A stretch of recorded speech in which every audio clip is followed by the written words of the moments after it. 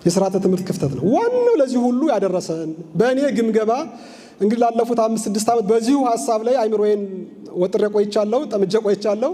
እንግዲህ ምንድነው እንደዚህ ሆኖ ሳስብ ምደርስበት መጨረሻ ላይ የትምህርት ክፍተት ነው። ምንድነው እሱ? ጉባኤ ቤቶችም ይሁኑ ምንም ይሁን የቤተ ክርስቲያንን ተልእኮዎች የተሸከመ አይደለም። የቤተ ክርስቲያን ተልእኮዎች ሐዋርያዊና ምንድናቸው? ሐዋርያዊነትና ኖላዊነት፣ ዕቅበተ እምነት ናቸው አይደለም?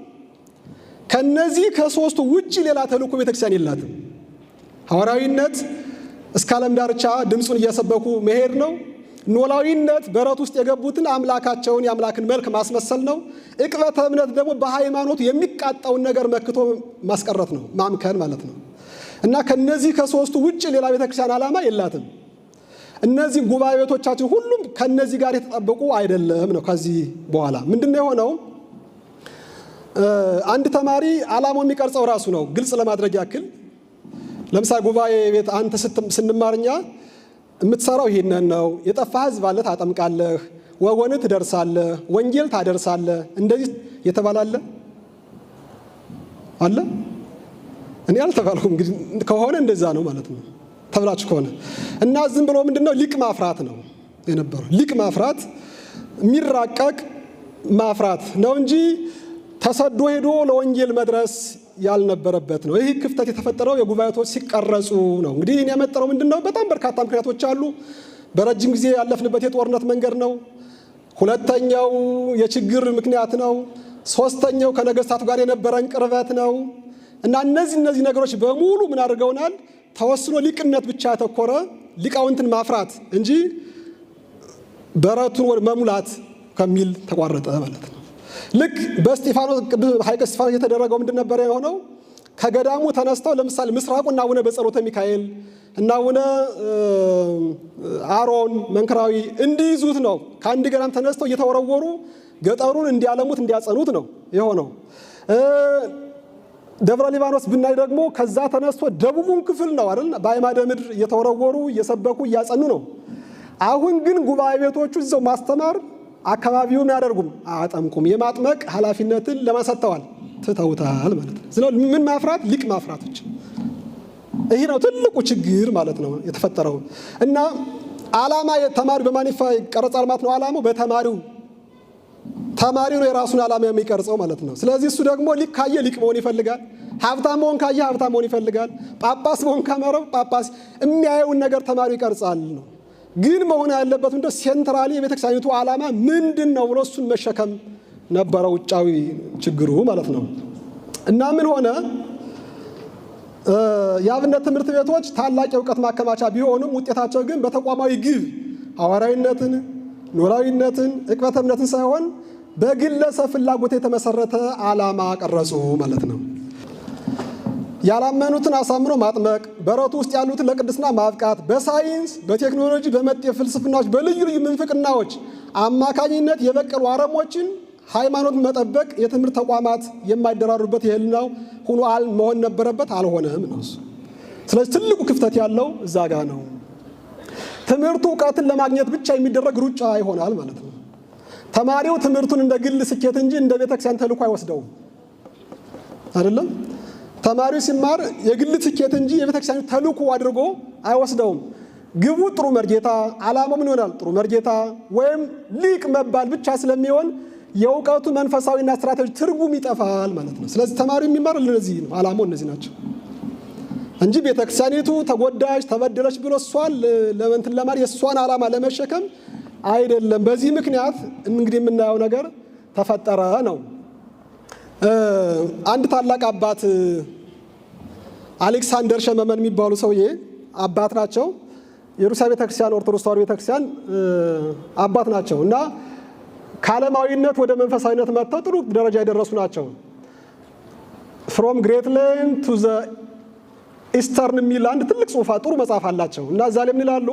ሰው የሚኖረው ለዓላማው ነው ይላሉ። ሰው የሚሞተው ለዓላማው ነው። የቤተ ክርስቲያን ትልቁ ዓላማው ያንን ሰው የሚኖረውን ዓላማ በትክክለኛው ዓላማ እንዲሆን ማስተካከል ነው። ምክንያቱም ሰው የሚኖር ለማን ስለሆነ?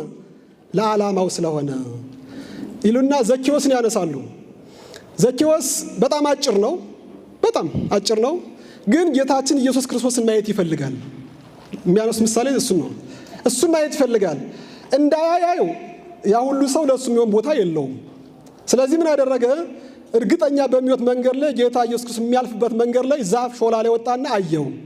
ዛሬ ለዚህ ቤት መዳኑን ውሎታል አለው። ስለዚህ ምን አደረገ ማለት ነው? በቤቱ ጌታችን ኢየሱስ ክርስቶስ ቁጭ አድርጎ አስተናግዶ ኃጢአቱን ታጥቦ የበደለውን ክሶ የቀመውን መልሶ ዓላማውን ተወጣ ነው። የእሳቸው ምሳሌ ጥሩ ምሳሌ ነው። ቦምብ ታጥቆ አፈንድቶ ገሎ የሚሞት ሰው ዓላማው አይደል? ስለዚህ ዓላማው ከተበላሸ ሁሉም ነገር ይበላሻል። እና የኛ ቤተክርስቲያን ችግር የትምህርቶች ችግር ዓላማን ቀርጾ ለተማሪዎች ማስረዳት ላይ ነው የሚል ምልከታ ነው የኔ ያለኝ።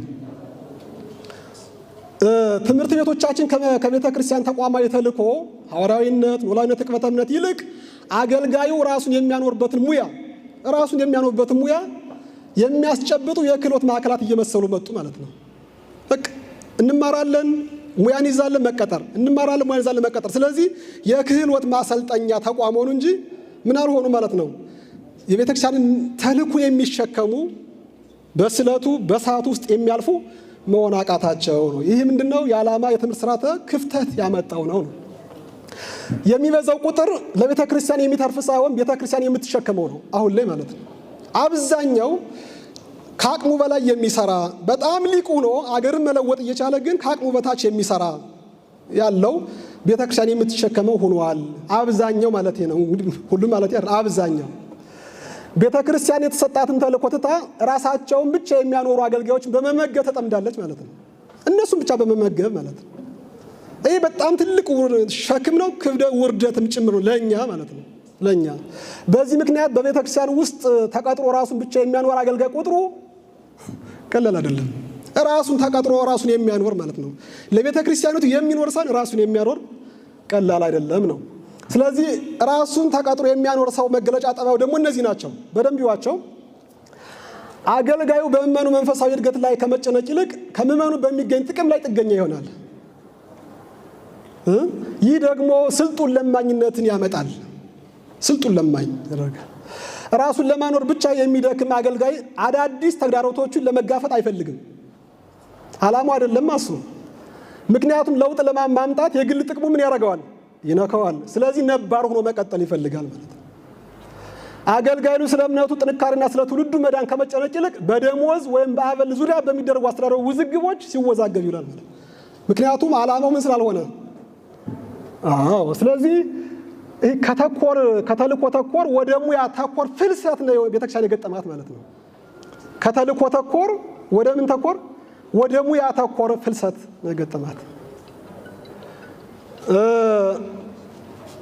የአስተሳሰብ መዛባትን ያመጣል። ስለዚህ ዓላማ ከተሳሳተ ምን ይሳሳታል ብያለሁ? አስተሳሰባችንም ይሳሳታል። ስለዚህ ቤተክርስቲያን ዓላማ ቀርጻ ካልሰጠችው ዓለም ትቀርጽበታለች ማለት ነው አይደለም? ቤተክርስቲያን ካልቀረጸችው ዓላማውን አይምሮን ካልቀረጸችው ዓለም ትቀርጸዋለች። የዓለምን ኑሮ ቤተክርስቲያን ውስጥ ይኖራል ማለት ነው። የተግባሩ ውድቀት እንግዲህ የምታዩት ነው። የዓላማና የግብ መፈናቀል ነው። አገልጋዩ ራሱን የሚያየው እንደረኛ ሳይሆን እንደ ተዋናይ ነው። ስለዚህ የሚያዘጋጀው ለመኑ ንስሐ ሳይሆን ራሱን ጭብጨባና ክፍያ ነው። ለጭብጨባ ለክፍያ ነው የሚኖረው። ይህ ደግሞ በመኑ ልብ ውስጥ ጥልቅ የሆነ መንፈሳዊ ባዶነትን ይፈጥራል። እንግዲህ በመናንጀሩ ባዶ የምንሆነው ለዛ ነው ማለት ነው። በዓላማ ቅድም እንዳልነው አባቶች እንዳሉት ስላልሆነ መንፈሳዊን ተልእኮ በቢዝነስ ማኔጅመንት መርሆች ብቻ ለመምራት መሞከር፣ ቤተክርስቲያኒቱ እንደ ኩባንያ፣ ምዕመኑ እንደ ደንበኛ፣ ሰባኪው ደግሞ እንደ ማርኬቲንግ ባለሙያ ሆኖ ነው እየተተወነ ያለው ማለት ነው። አጠቃላይ ነገሩ ይህ ነው። ስዕሉ ይህን ይመስላል።